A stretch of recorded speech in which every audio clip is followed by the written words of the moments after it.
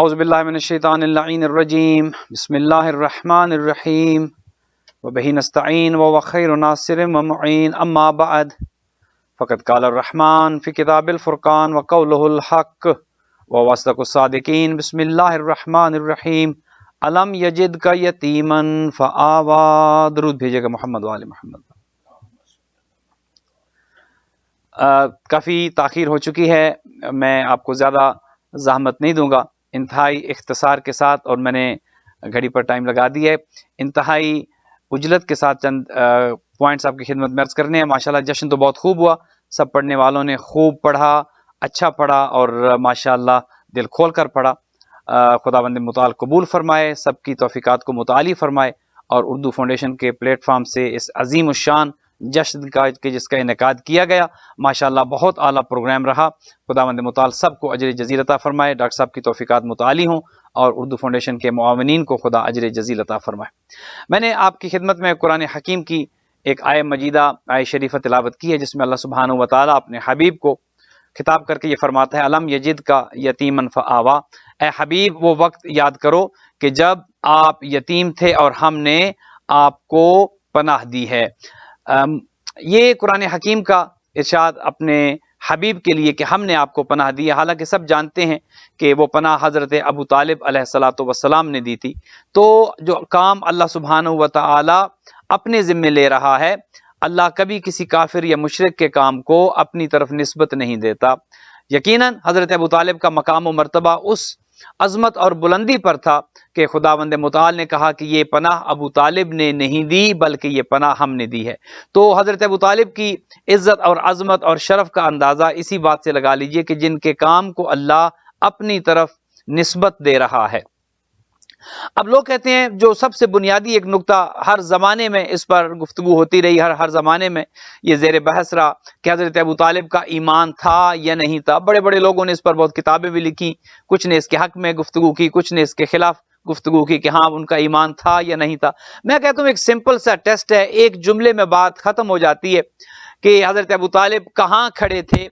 آپ یہ تو مانتے ہیں، یہ تو سب مانتے ہیں کہ اصحاب کرام سارے جنتی ہیں، یہ تو سارے کہتے ہیں، جو اہل سنت ہمارے برادران ہیں سب کا یہ عقیدہ ہے کہ اصحاب کرام کا اتنا مقام ہے، اتنی عزت ہے، اتنی عظمت ہے، چونکہ انہوں نے حضور کو دیکھا، حضور کی صحبت میں رہے، حضور کی محفل میں رہے، لہٰذا تمام اصحاب جنتی ہیں. بلکہ 10 کو تو یہ یہاں تک کہا گیا کہ حضور نے جنت کی بشارت دے دی تھی کہ یہ 10 تو عشرۂ مبشرہ ہیں، ان 10 کو تو جنت کی بشارت دی گئی. تو اس پر تو اہل سنت کا یقین ہے کہ صحابہ سارے جنتی ہیں، اور صحابہ وہ ہیں کہ جنہیں رسول نے پالا ہے. آج بھی خدا آپ کو لے جائے حج اور عمرہ کے لیے آپ جائیں تو مسجد نبی میں جب آپ زیارت کے لیے جاتے ہیں تو وہاں ایک مقام ہے جسے اصحاب صفہ کا مقام کہا جاتا ہے. تو جہاں پر اصحاب کرام ہوا کرتے تھے، کھانا نبی کے گھر سے آ جاتا، وہ کھا کھا کر پلتے رہے.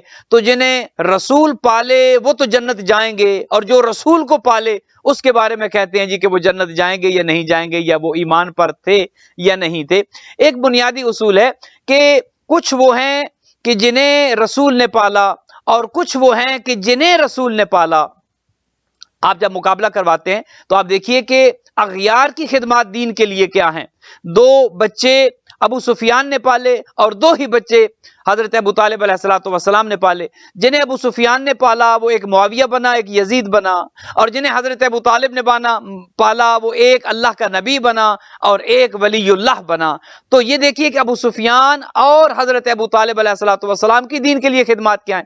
آج ان کے بارے میں کہا جاتا ہے کہ انہوں نے تو اسلام قبول کر لیا تھا اور حضرت ابو طالب معاذ اللہ ایمان پر نہیں تھے. آج میں ابھی ہمارے اس وقت ساتھ کچھ دوست بیٹھے، میں اس پروگرام سے پہلے ان کی خدمت میں یہ عرض کر رہا تھا کہ ایک نقطہ عجیب نظر سے گزرا ہے، اور وہ یہ ہے کہ اسلام میں اور دین ابراہیمی میں ایک چیز جو قابل ذکر ہے، اور شاید اگر یہ نقطہ آپ کی خدمات میں اگر نیا ہو تو دعا کیجیے گا، کہ مومن مردوں کے لیے مومن خواتین، مشرک اور کافر مردوں کے لیے کافر خواتین.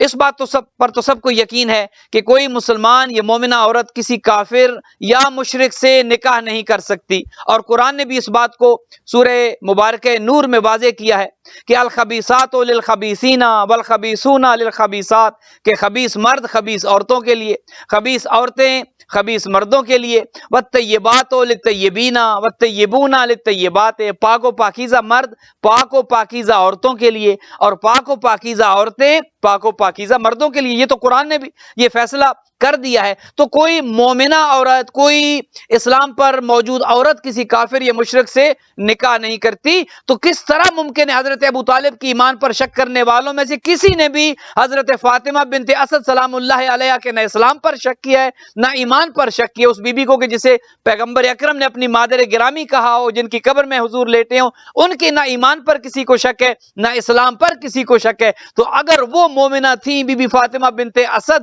مومنہ بھی تھی، مسلمہ بھی تھی، تو یہ کیسے ہو سکتا ہے کہ حضرت ابو طالب علیہ السلام ایمان پر یا اسلام پر نہ ہوں؟ چونکہ ابو سفیان کے لیے ہندا خبیث، مردوں کے لیے خبیث عورتیں، ابو سفیان کے لیے ہندا، ابو لہب کے لیے حمالۃ الحطب، اور حضرت ابو طالب کے لیے جناب فاطمہ بنت اسد۔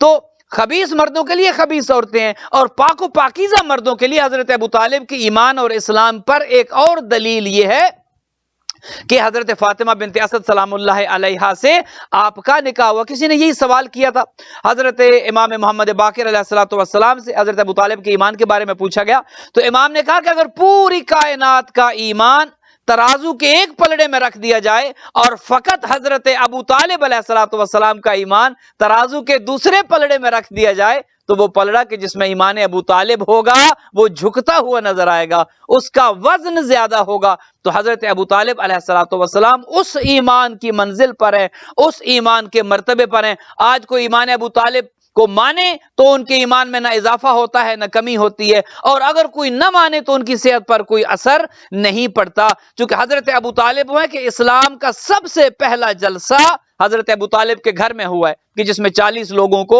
دعوت دی گئی ہے۔ میں آپ سے پوچھتا ہوں، کیا آپ کسی اپوزیشن کے گھر میں اپنی سیاسی پارٹی کا جلسہ رکھیں گے؟ نہیں رکھیں گے۔ حضرت ابو طالب کے گھر میں جلسہ رکھنا اس بات کی دلیل ہے کہ وہ خود جہاں پر نگہبان رسالت تھے، جہاں پر پیغمبر کے مددگار تھے، وہاں پر وہ خود ایمان پر تھے۔ اور ایک آخری جملہ آپ کی سماعتوں کی نظر کر کے گفتگو کو تمام کروں گا۔ وہ جملہ، یہ دو جملے ایسے ہیں، ایک تو وہ کہ جب حضرت ابو طالب علیہ السلام نے اپنے گھر میں دعوت کا انعقاد کیا اور حضور وہ اعلان کرنا چاہتے تھے، چونکہ حضور تھے اللہ کے نمائندے، حضور تھے رحمان کے نمائندے، اور ہر زمانے میں جہاں پر رحمان کا نمائندہ رہا ہے وہیں پر شیطان کا بھی نمائندہ رہا ہے۔ تو اللہ کا نمائندہ، رحمان کا نمائندہ آقا کریم نبی مکرم کی ذات میں موجود تھے، اور اسی محفل میں شیطان کا نمائندہ ابو لہب کی صورت میں موجود تھا۔ اللہ کے نمائندے نے کچھ کہنا چاہا، شیطان کے نمائندے نے پہلے دن روک دیا، حضور کچھ نہ کہہ سکے۔ اللہ کے نمائندے نے دوسرے دن پھر کہنا چاہا، شیطان کے نمائندے نے، ابو لہب نے پھر روک دیا۔ اللہ کے نمائندے نے رحمان کے نمائندے نے تیسرے دن پھر کچھ کہنا چاہا، شیطان کے نمائندے نے تیسرے دن پھر روکنا چاہا، لیکن حضرت ابو طالب کھڑے ہو گئے اور یہ کہا کہ اس کو دیا خبر کہ اے ٹیڑھی آنکھ والے خاموش ہو جا، اور سید و سردار سے کہا کہ آقا کھڑے۔ ایک مقام یہ ہے کہ جہاں پر اللہ کا نمائندہ بولنا چاہتا تھا، شیطان کے نمائندے نے روکنا چاہا، ایک مقام، اور یہ وہ وقت ہے کہ جو حضور کی نبوت کا آغاز ہو رہا ہے۔ عجیب حسن اتفاق کے یہ جو سمجھیے دو مقامات ایسے ہیں، دعوت اسلامی کے آغاز میں، نبوت کے آغاز میں رحمان کے نمائندے نے بولنا چاہا، شیطان کے نمائندے نے بولنے سے منع کرنے کی کوشش کی، اور اسی نبی نے نبوت کے آخر میں، زندگی کے آخر میں پھر بولنا چاہا۔ رحمان کے نمائندے نے بولنا چاہا، کاغذ قلم دوات لاؤ میں کچھ لکھ دوں۔ ایک شیطان کا نمائندہ جب پہلی محفل میں تھا، اسی طرح شیطان کا ایک نمائندہ زندگی کی آخری محفل میں تھا۔ حضور جانا چاہتے تھے، کہا میں کچھ کہنا چاہتا ہوں، میں کچھ بولنا چاہتا ہوں، میں کچھ لکھنا چاہتا ہوں۔ جس طرح شیطان کے نمائندے نے پہلے دن بولنے نہ دیا، بالکل اسی طرح شیطان کے آخری نمائندے نے اس زمانے میں حضور کی زندگی کے آخری لمحات میں اس شیطان کے نمائندے نے اپنا کردار ادا کیا۔ اگر وہ کردار ادا نہ کیا جاتا، پیغمبر اکرم لکھ کر دے جاتے کہ حضرت ابو طالب کا بیٹا علی ابن ابی طالب علیہ السلام تمہارا امام بھی ہے، تمہارا مولا بھی ہے، تمہارا رہبر بھی ہے، تمہارا مقتدا بھی ہے، اور میرا جانشین بھی ہے۔ اعلان تو کر دیا تھا۔ اگر حضور کی وہ تحریر مل جاتی تو یقیناً مسلمانوں میں نہ 73 فرقے ہوتے، نہ اتنی تقسیم ہوتی، نہ اتنی نفرتیں ہوتی، اور نہ اتنا لڑائی جھگڑا ہوتا۔ پورے 10 منٹ میری گفتگو پہنچی ہے یہاں تک۔ میں پروردگار سے دعا گو ہوں خداوند متعال آپ سب کو اجر جزیل عطا فرمائے۔ اردو فاؤنڈیشن کے تمام ہمارے برادران خواہران کے جتنے سب پڑھنے سننے والے ہیں، سب کو اجر جزیل عطا فرمائے، اور حدیث کے ساتھ سے لے کر جناب توقیر